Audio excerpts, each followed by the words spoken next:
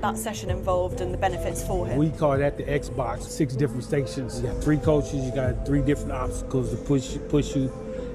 There we go. There we go. There we go. Make them combinations fast. Come on. Trust in your speed, son. He got that killer instinct. You know what it takes to get it done. 4 minutes. That's why it's easy training with him, because he trains so hard. By training in my camp, I love combat. I love testing myself. What's the word, Chris? Did some cardio earlier. No, Wednesday we got 12 rounds. 12 3-minute rounds. Inside the training camp, the atmosphere is electric, as Chris Eubank Jr. sharpens his skills under the watchful eye of his legendary father. Chris Eubank Sr. with the long-awaited Benn rematch on the horizon, the father-son duo is blending old-school grit with modern precision. Eubank Sr.'s trademark discipline and mental toughness are shaping Eubank Jr.'s preparation, turning this camp into a masterclass in legacy and redemption. Keep grinding, you know, to the next fight. Did you get to make it back over for the victory parade? Yes, or definitely we had to come back for the parade. You know, that was beautiful what the city did for Bud. how was that? Yeah, because we've even seen other fights before where there's been a great turnout, but this looked like a whole new level, and so right, it should have been. I can imagine probably close to 1 million people there, I would think. Man, it was beautiful. It was beautiful. Crawford's obviously enjoying some well-deserved time off, but has he spoken to you any more about what kind of next steps would be for him, what he wants? No, not yet. We talked a little bit yesterday, but we didn't discuss anything about boxing.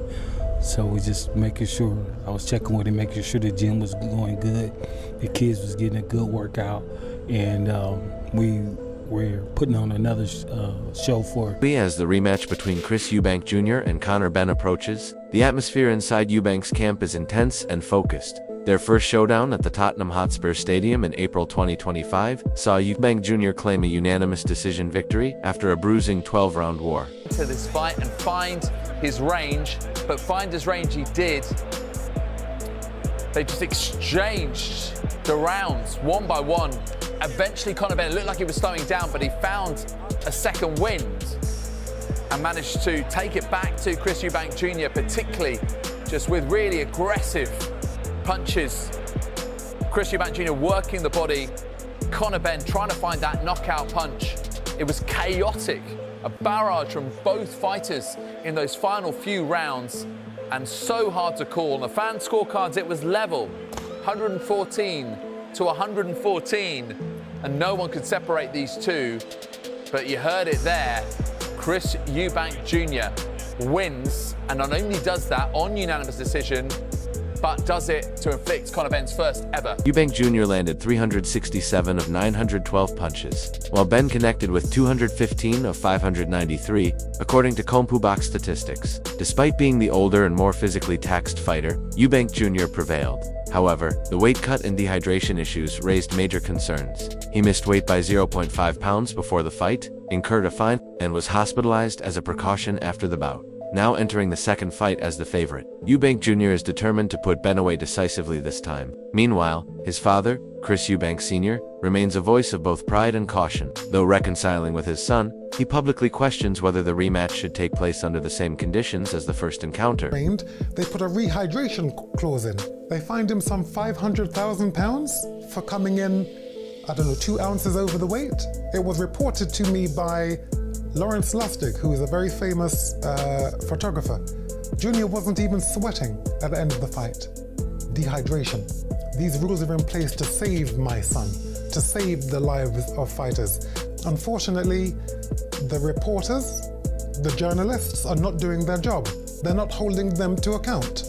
Gareth Davis, do your job. Simon Jordan, you speak on boxing, do your job. You are not credible if you let these things happen. What you are is a jester. As I said after the fight, Conor Benn is an extraordinary fighter. Fighting at 156 or fighting a fighter at 160, he doesn't get back down to 147. And if he does, he's not the fighter he could have been. They are dangerous, they are reckless. If the Boxing Board of Control don't do what they're supposed to do, which is to block fights from happening which do not abide by the weights and the rules, you are baboons. I'm not a baboon, and I know this life. I've gone up to cruiserweight, fighting Carl Thompson. Watch that fight. both of them, where you're watching one man who is almost twice the size of me. So it seems, I say this sparingly, seemingly killing me. And it looks like a fight because the smaller guy, me, has heart, and nothing is going to stop me. No threat. Nothing's going to stop me. I'm going to put a picture up of my eye. It looked like my eye was pregnant, giving birth. That's these promoters pulling me into a fight that I need for the money. So I say, no, I'll do it. But the Boxing Board of Control is not supposed to allow that to happen. So now when I speak on it for my own son, people say, oh, well, you know, he's overreacting. I'm not. Inside Chris Eubank Jr.'s training camp, the mood is serious and sharply focused. In recent weeks, his preparation has centered on correcting the flaws that appeared in the first fight. Eubank Jr. admitted that his victory came as much from will and experience as from physical superiority, but this time, he aims for a far more decisive performance. That session involved and the benefits for him. We call that the Xbox, 6 different stations. You got 3 coaches, you got 3 different obstacles to push you as far as your power shots, your speed, your slipping, your rhythm, your sprints, your endurance on throwing your power shots and stepping over. So we usually do that once a week to push the fighter, and then every week we go up. Pick it up. Keep pushing. More. There you go. Almost there. Come on, let's go. Come on, kid. Give it up. Come on. Go. Keep it up. Training in Dubai, Eubank Jr. has removed all distractions, immersing himself in long sparring sessions and brutal conditioning drills. He confirmed that while his father, Chris Eubank Sr., will be ringside as a figure of support, he will not be guiding the training. One sparring partner revealed that Eubank Jr. regularly pushes through 4 rounds with only 30-second breaks, a step up meant to elevate both his endurance and his tactical discipline under fatigue.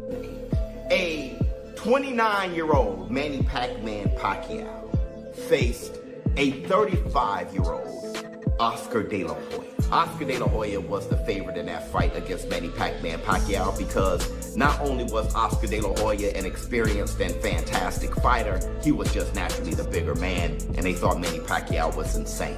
Chris Eubank Jr. Eubank Jr. has also reunited with veteran coach Brian Biomac McIntyre, the same trainer who guided Terence Crawford to undisputed status. This move signals that Eubank Jr. is not satisfied with simply repeating his first victory. He wants to dominate the rematch. McIntyre stated plainly. He already got his number. He praised Eubank Jr.'s attitude in the gym, noting his relentless work ethic and genuine intent to finish the rematch emphatically. McIntyre emphasized that unlike previous camps, this one is built on full commitment and complete focus. Keep grinding, to the next fight. Did you get to make it back over for the victory parade? Yes, or definitely we had to come back for the parade. That was beautiful what the city did for Bud. how was that? Yeah, because we've even seen other fights before where there's been a great turnout, but this looked like a whole new level, and so right, it should have been. I can imagine probably close to 1 million people there. I would think, man, it was beautiful. It was beautiful. Crawford's obviously enjoying some well-deserved time off, but has he spoken to you any more about what kind of next steps would be for him, what he wants? No, not yet. We talked a little bit yesterday, but we didn't discuss anything about boxing. So we're just making sure, I was checking with him, making sure the gym was going good, the kids was getting a good workout, and we're putting on another show for our up-and-coming fighters. So, he's working on that, and while I'm working with Chris. Working with Chris, exactly. You are back working with Chris Eubank Jr. You're with him for the rematch against Liam Smith. How did it come about, you coming back into camp with him for this one?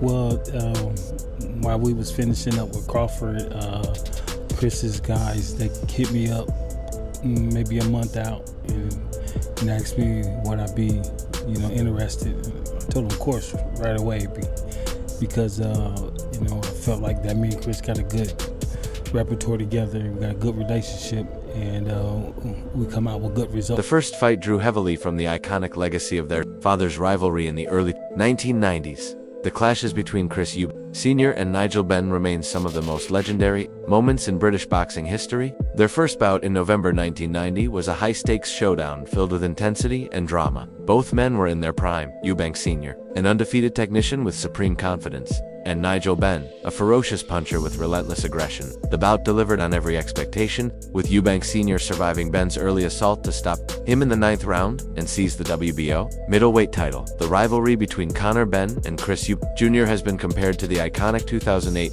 showdown between Manny Pacquiao and Oscar De La Hoya. In that dream match, Pacquiao, the reigning WBC lightweight champion, moved up to weight classes to fight De La Hoya, a 6th-division world champion. Despite concerns about size, Pacquiao's speed and precision dominated, leading to a stoppage before the 9th round. Similarly, the first Benn vs. Eubank Jr. fight featured Conor Benn, traditionally a welterweight, stepping up to face middleweight Eubank Jr. despite the size and experience disadvantage. Benn delivered a commendable, resilient performance. In the bag on Conor Benn, and here's why. I believe we've seen this type of fight before. The similarities are unreal. 2008.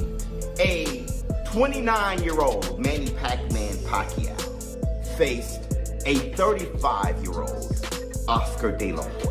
Oscar De La Hoya was the favorite in that fight against Manny Pacquiao because not only was Oscar De La Hoya an experienced and fantastic fighter, he was just naturally the bigger man, and they thought Manny Pacquiao was insane. Chris Eubank Jr., as the bigger man and skilled fighter, people are seeing him as the favorite. And me too, I am predicting a Chris Eubank Jr. win. But where I'm going to put my money is going to be on Conor Benn because of the history, the similarities of what we saw in 2008 with Manny Pacquiao and Oscar De La Hoya. No, Conor Benn is no Manny Pacquiao, but don't get it confused. Chris Eubank Jr. Right? What do you think about Chris Eubank Jr.'s intense training under his father's watchful eye? Drop your thoughts below.